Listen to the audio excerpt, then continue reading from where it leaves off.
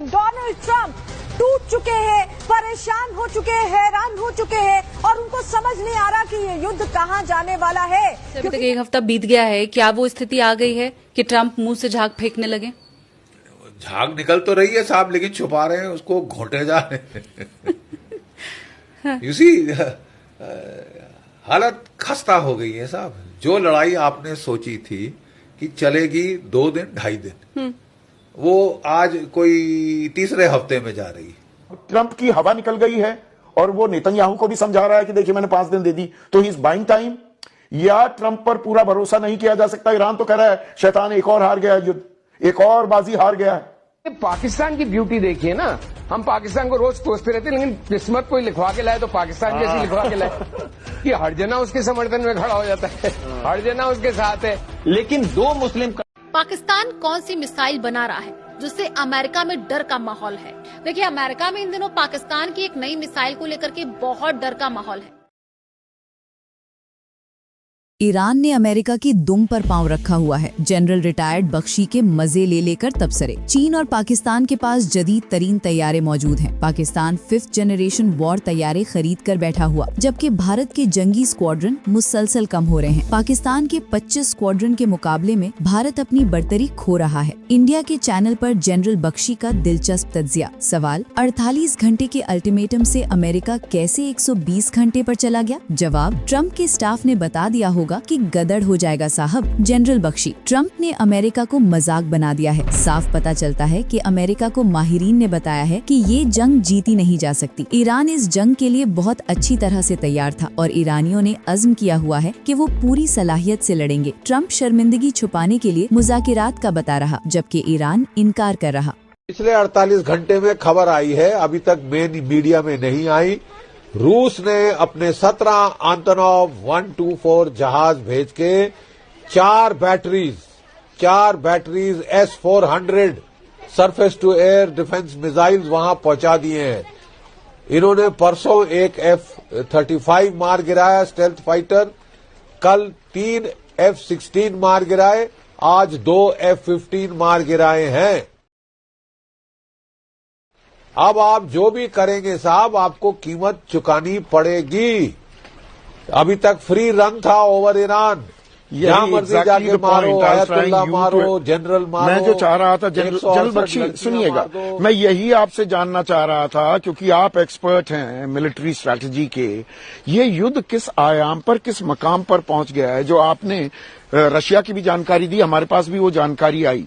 क्या हम तीसरे विश्व युद्ध की तरफ जा रहे हैं, या ये सन की फितूरी ट्रंप जो चला था दुनिया का लठैत बनने, ये ऐसा फंसा दिया नेतन्याहू ने, अब उसे ये नहीं मालूम युद्ध से निकलूं या युद्ध में अटका रहूं? ये क्लियर एंड प्रेजेंट डेंजर है, या ये ट्रंप कहीं फंस गया है, या फंसा दिया है नेतन्याहू ने? ट्रंप बुरी तरह से फंसे हैं और मैं बताना चाहता हूं कि उनके जो नेशनल इंटेलिजेंस के जो हेड हैं रॉबर्ट केलान, उन्होंने अपना इस्तीफा दे दिया है। उन्होंने कहा कि साहब देखिए, युद्ध शुरू होने 11 दिन पहले से मैंने 7 बार इनको ब्रीफिंग दी, इनको समझाया कि Iran gulf of Hormuz block कर सकता है, खाड़ी देशों पे हमला कर सकता है। इन्होंने हमारी काफी कैजुअल्टीज हो सकती हैं, एक नहीं सुनी साहब। और इसके चलते इन्होंने बुरी तरह फंस गए हैं, ना थूक सकते हैं ना निगल सकते हैं। ठीक है, ये कुछ दिन पहले विक्ट्री डिक्लेयर करके ऑफ रैम्प चाहते थे। इन्होंने सोचा था कि मैंने ईरान को ऐसा धराशायी कर दिया है कि वो ऑफ रैम्प लेके मेरे पांव छुएगा। पांव छूने तो दरकनार साहब, उसने बोल दिया you may be finished, I am not finished. और वो धड़ाधड़ 23 दिन हो गए साहब, वो वार पे पलटवार करे जा रहा है, ठोके जा रहा है। तो अल्टीमेटम खत्म होने के पहले इनको इनके स्टाफ ने ब्रीफ कर दिया होगा कि साहब कबाड़ा हो जाएगा अगर ईरान पलटवार करे। सऊदी अरेबिया की एक ऑयल फील्ड है जो 5% दुनिया का तेल निकालती है, नाम मैं बता दूंगा आपको, वो उसको तबाह कर देगा। आप उनका तबाह करिए, वो तबाह कर देगा। ईरान ने धमकी दी है कि आप हमारे क्रिटिकल इंफ्रास्ट्रक्चर को हिट करके हमारी इकोनॉमी की कमर तोड़ने की कोशिश करो, यानी ईरान को एज अ देश बर्बाद करने की कोशिश करो। जो वाटर डिसैलिनेशन प्लांट है ना साहब, जहाँ से पीने का पानी मिलता है, 90% पीने का पानी कई गल्फ मुल्कों में इन प्लांट से आता है। वो कहते हैं हम उन्हें ठोक देंगे साहब, प्यासी मरेगी वहां पे दुनिया, और भारत के जो 9 करोड़ लोग हैं जी, वो भी प्यासे मरेंगे साहब। फिर डोनाल्ड ट्रंप पानी बरसाएंगे या बारिश करेंगे बताइए? ठीक है, तो उनको तो क्लियर लोगों ने बता दिया साहब, आप ऐसा करो वो वैसा करेगा। एस्केलेशन डोमिनेंस ईरान के पास है। वो 20 साल से इस लड़ाई का इंतजार कर रहा था, प्लान कर रहा था, हर एक मूव उसने भी वॉर गेम किया हुआ है। तो इनको लगा कि साहब ये तो गदर हो गया। ठीक है, ये हैं छोटे कैरियर मंगा रहे हैं, त्रिपोली और बॉक्सर। ठीक है, और त्रिपोली पहुंच गया है आज सुबह, मतलब पहुंचने ही वाला है, गल्फ के पास है। ठीक है, वो जापान से दौड़ा आया है साहब, थक गए उसके सेलर भी, वो भी टाइम मांग रहे होंगे साहब। एक प्रॉब्लम है, I would like to believe कि डोनाल्ड ट्रंप साहब सिंसियर है, क्योंकि दुनिया की ये इकोनॉमिक तबाही सवा सत्यानाश करा के छोड़ेंगे जितना दिन भी गल्फ ऑफ हॉर्मूज बंद रहे। ये सवा सत्यानाश करा रहा है। इसने चोट पहुंचाई है भारत की इकोनॉमी को, जापान की इकोनॉमी को, साउथ कोरिया, सारे एशियाई देशों, छोटे देशों को, यूरोप के देशों को फायदा केवल हुआ है। लेकिन इसके जो ये नुकसान तो अमेरिका को सबसे बड़ा पहुंचा चुके हैं। और रूस, वो कहते हैं ना जनरल साहब कि देखिए बंद मुट्ठी लाख की और खुल गई तो खाक की। अमेरिका महाशक्ति है, सबसे बड़ी शक्ति है। हाँ। ये कहते कहते आप इस बात पर आ गए हैं कि हम नेगोशिएशन की टेबल पर हैं। हालत खस्ता हो गई है साहब। जो लड़ाई आपने सोची थी कि चलेगी 2 दिन 2.5 दिन, वो आज कोई तीसरे हफ्ते में जा रही।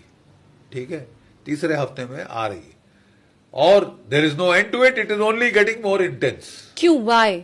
मैं ये समझना चाहती हूँ कि ट्रंप के लिए बाहर निकलना मुश्किल क्यों हो रहा है, क्योंकि हर बार वो जंग बीच में ही छोड़ के और उसको जीता हुआ घोषित कर देते हैं और वहां से बाहर आ जाते हैं। इस बार क्या हो रहा है? इस बार ये हो रहा है कि आपने बोला कि लड़ाई खत्म, मैं जीत गया। हाँ। ईरान ने बोला you may be finished, we are not finished, हम तो मारे जाएंगे। क्या करोगे अब? You don't have a bloody off ramp.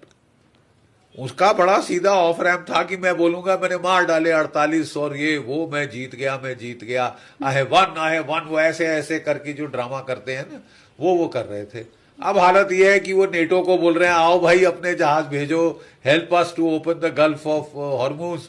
ज्यादातर तेल तो हमारे पास थोड़ी ना आता है, तुम्हारे पास जाता है। रे आ रहे थे यार, और सबने मना कर दिया कि तुमने हमसे पूछा था ये बेवकूफ लड़ाई शुरू करने के पहले?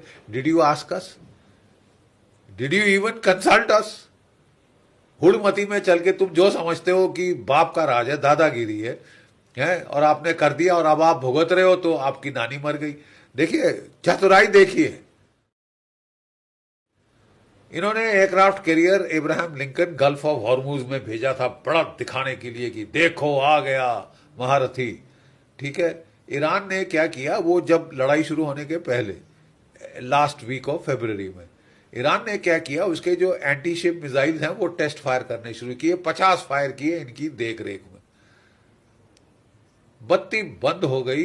वहां से एयरक्राफ्ट कैरियर को निकाल के इब्राहिम लिंकन को गल्फ ऑफ हॉर्मूज से गल्फ ऑफ ओमान ले गए। गल्फ ऑफ ओमान में जब लड़ाई शुरू हुई, ईरान ने 4 मिसाइल 4 ड्रोन ठोक दिए। वहां से निकाल के 1200 किलोमीटर इब्राहिम लिंकन को ये ले गए 1200 किलोमीटर दूर इन दी अरेबियन सी। ये आपका सबसे बड़ा जो है ना पावर प्रोजेक्शन टूल, वो अपनी जान बचाता फिर रहा है साहब, और दुनिया तमाशा देख रही है। फिर उन्होंने उसको फिर हिट किया और कहते हैं आग लगी, नुकसान हुआ, सिंक नहीं हुआ, नुकसान हुआ। जेराल्ड फोर्ड, अब पहले खबर आई थी तो बोला fake news, totally fake news. Gerald Ford, अब अमेरिकन प्रेस में खबरें आ रही हैं कि वो हिट हो गया है और उसको रिपेयर मरम्मत के लिए पीछे ले जाना पड़ेगा। news came that President Trump has blinked. The basic point that I want to make is that President Trump, instigated by Netanyahu, has made America a great power, a joke in the world. Because the news came that President Trump has put out on his social media that his 48 hours ultimatum that he gave to Iran, now he has postponed by 5 days because he says America is in peace talks with Iran. Iran immediately responded by saying that we are in no talks with America at all, and which is the truth. What is going on in my assessment in America is that a lot of military experts who know this region, they have been now telling the government that do not go any further, do not do any further escalation in Middle East, because there is no way that America and Israel combined can win against Iran. And the reason for that is they are not pitted against Iran alone, they are pitted against a very intelligent Iran, intelligent people who have crafted a very good military strategy, combat strategy and deterrence, and with full backing of two great powers, China and Russia. And I will explain what is their contribution also in some details in my video today. So what my video is really about should be taken as a primer as to how the Iranians over a period of time, they have complete control over any likely war that may happen in the region. So let me start by explaining the Iranian military strategy that they have crafted and put in place. Now, I have said any war happens at three levels. The top level is the strategic level of war. Then you have the intermediate level of war, which is the operational level of war. And the lowest level of war is the tactical level of war, where battles happen, where attrition happens. In this particular theater, the way the Iranians have crafted the military strategy is that all the three levels of war will be activated simultaneously with the same intensity and the same tempo of operations. This is the unique thing about this region. And let me explain this, why I say all this. Let's start with the strategic level of war, which I have said is around the Strait of Hormuz, because that is where 20% of the world oil passes through. And here, it is not only that choke point, the entire Persian Gulf, the choke point of Hormuz and the Gulf of Oman. The Iranians over a period of time, they have built formidable undersea tunnels, much like what they have done. The undersea capabilities that they have built on the mainland, all across the mainland. And in these undersea tunnels, they have capabilities which are like anti-ship cruise missiles, different type of mines,